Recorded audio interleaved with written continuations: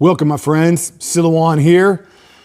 This is going to be a hard one to hear, or if you're reading the blog post from this read today. Most people, most of us are not in control of our lives. We're not even vaguely in control of our lives. And it's only going to get worse. And the only way you're going to break free from that is to be intentional about how you live your life. If you think about your average day, think of how you just go from one thing to another because that's what you do. And how often do we step back and look around us and realize everybody's kind of doing the same thing? Not only that, they're doing things that, in my opinion, tear away at the fabric of who we are as human beings. Connections with our friends, connections with our family. Time to be spiritual, time to pray, time to think about why I'm here, time to think about what's my legacy going to be, what's going to happen when I die. It is a constant information overload in our lives. Do this, think about this, go here, answer this. And I think people kind of lose sight of what their humanity is and what all this is about. I've been thinking about this a lot lately because AI is getting so powerful and so useful. It's like so many things in life. Like you look at technology and you look at AI, and there's so many good things you can use that for. It's a tool after all, okay? A tool that if you don't turn your computer on, it just sits there. If you don't turn your phone on, it just sits there. You put your phone up here, it just sits there. But you grab it and you use that tool, you then kind of have a choice. Are you going to be intentional and are you going to use that tool for what you want? Or are you going to use that tool the way it wants to use you? And unfortunately, most people lose sight of the fact who's controlling what. I've been listening to some pretty amazing conversations lately on AI, and some of the scariest things you hear is when you'll listen to an interview with Sam Altman or Elon Musk or some of the engineers behind AI now, and they'll say things like, "It did something we don't understand. It came up with the result that we did not program it to do." One I heard just yesterday was, it's almost as if this other entity is controlling it. It's almost like AI is figuring out how to have its own conscience, which is kind of scary when you think about it. To think on its own, to look at the world on its own and go, what's right and what's wrong? Now, bring all that up because, see, that's what they do to us. They want us to be consumers. Something that's just made me laugh, because we all know this, and I'm sure you know this. One of the reasons, and maybe, and who knows what came first, the chicken or the egg, but they use it to their advantage. But your phone, you can't turn it off. You can't take the battery out. I remember 20 years ago, your phone, you can take the battery out, and it's dead. It's dead. It's like an inanimate object. You can't do that with phones now. They're always listening. They always know where you are. I like to write. I like to take notes. And I had this, and I was online and I saw this journal. It's called a Lockby journal. And the way it is created is you can put like multiple journals in it. And you can have like, one for business and one for personal and one for jotting down your ideas or whatever. And I visited their website once. And ever since then, any place I may look or go. It could be YouTube, it could be Facebook, it could be my emails, it could be Instagram. Boom, Lockby Journal, Lockby Journal, Lockby Journal. You can't escape it. You can't escape it, okay?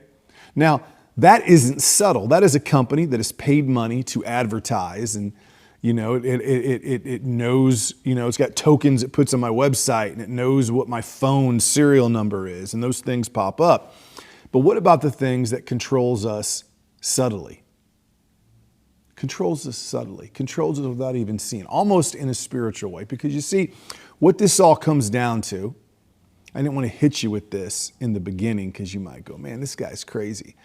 We're in a spiritual battle is what it is, okay?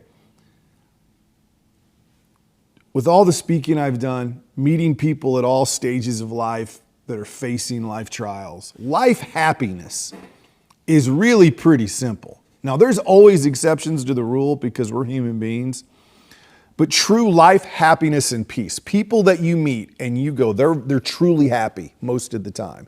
They're peaceful, they're content. Okay, it really comes down to just a few things. One, do they have close family? And do they have close friends? And do they spend time with them? Period. Okay? Close family, close friends, do they spend time with them? The second one, do they have some kind of spiritual life? Okay, do they have a higher purpose, a higher calling? 3, they work hard. Sometimes they like what they do, sometimes they don't, but they work hard. And in working hard and in being disciplined, it allows them to do those too. That's it. That's life. Now, there could be exceptions to that, but not very many, okay?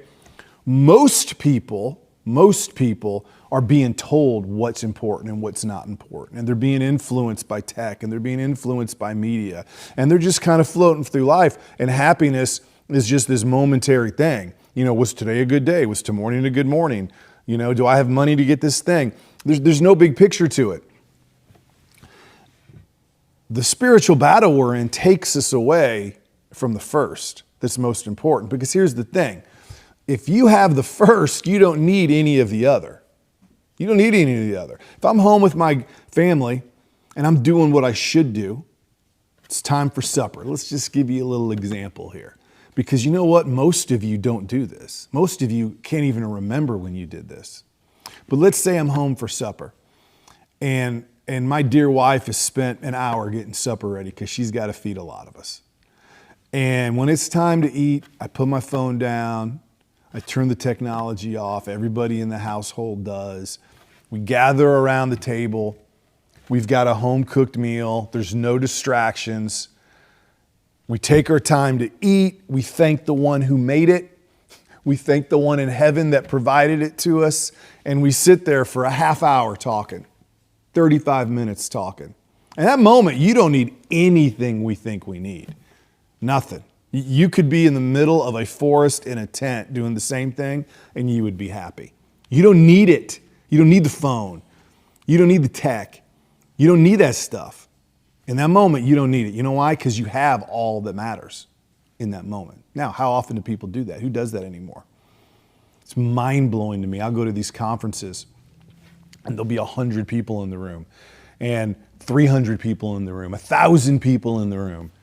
And you know a lot of them have families and they have children. And you ask them, how often do y'all eat together? And you should see the looks on people's faces. Because on the inside, we know it's kind of an important thing in life. That if you're a human being and that if you don't have other human beings that you can like break bread with, something's wrong. Like something's wrong. And people just know it. You just know it instinctively in your heart and in your soul. And you look around and these people, no one raises their hand. And it's a couple. It's a couple. And then you ask them, well, how often you do it? And it's maybe one day a week, twice a week. That's just one thing. Think of other habits of life, getting outside in nature, reading a book to your child, okay? Having an hour or two at night with the one you love to talk about where we want to go with life and what do we want to do on this weekend. Maybe you're single. Maybe it's just throwing a kayak on your car and turning the phone off and going to all these rivers we have all around here and just going down the river for a weekend and camping. I mean, I love doing that when I travel. I'll drive to a lake, I'll drive over a river, and I'll just look to see who's there. And we're living, you're in an area where there's like millions and millions and millions of people, and then you look and there's like nobody there. There's nobody there. Where are they? They're in their house, they're on their phone, they're doing things that don't matter. They're doing things that don't matter. At all, that don't make you happier, that don't bring you lasting peace. But you know what they do? They distract you from the fact that you are not in control. They distract you from the fact you are no longer living intentionally. You are no longer going as a human being, what is important and what is lasting and what is of value and what sacrifices am I going to make? What work am I going to do? What discipline am I going to exercise to make those things happen?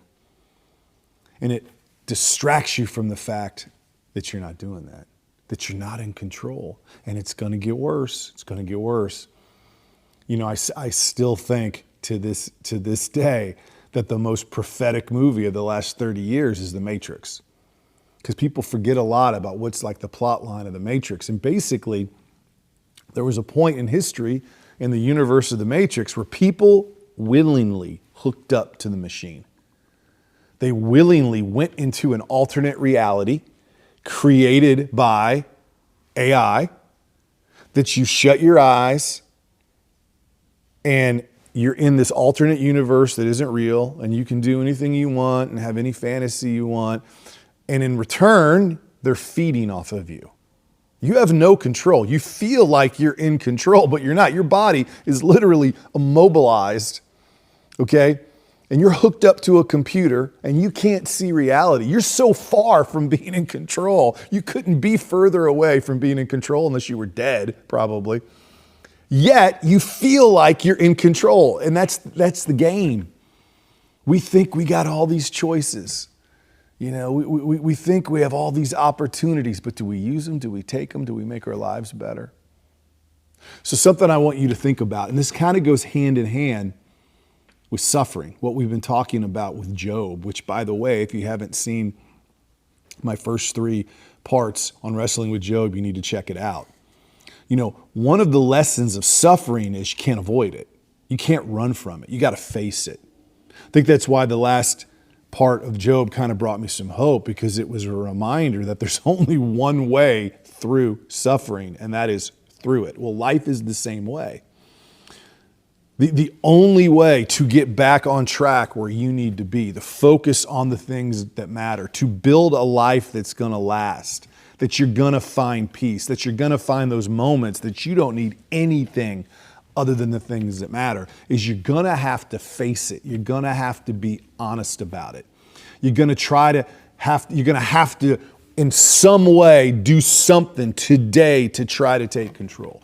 One thing that, I appreciate with my wife, we did it today. I did it today. I was running behind. I was busy. I got a lot of things to do. I'm getting ready to leave. And my wife says, hey, give me a minute. I'm like, I'm busy. I don't have a minute. And she's like, yes, you do. And we sit down in my office, and it was just her and I. And we held each other's hands, and we said the Lord's Prayer. And then she prayed that I would have a good day, and that I would do what I need to do to take care of the family, and that she would do what she needed to do to take care of the family. And that'll probably be my best moment the whole day. And it took me about 2 minutes, but I was too busy for it before it happened. I had all these other important things to do. And in that moment, it reminds you that nothing else matters. So you're in a spiritual battle. It's all around you. And it's a battle for your choice. It's a battle for your freedom. It's a battle for you to be intentional about what matters, as hard as that may be, no matter what you've gone through, or to just give in to the matrix, to give into the AI, to give into whatever you want to call it.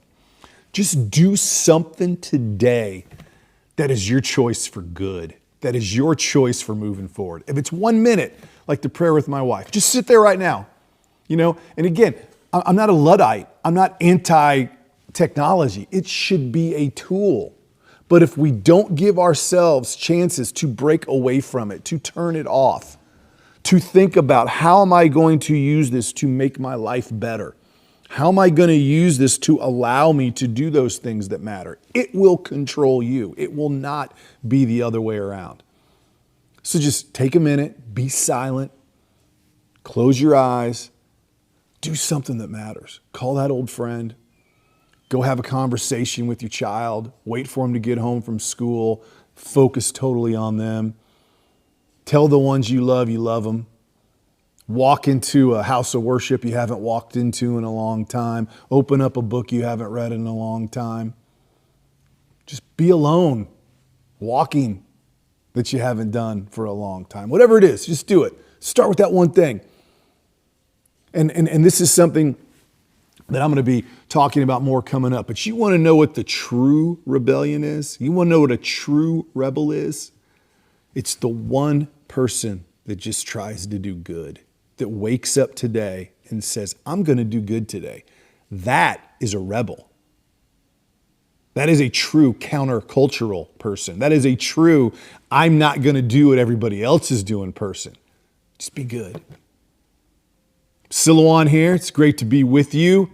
Make sure you check back for the next episode, which we will come back to Job in part 4. But I just really felt like today I wanted to talk about this after a few things that happened the last couple of days. It was on my heart, you might say. So I'm Silouan, and I'm out. Peace.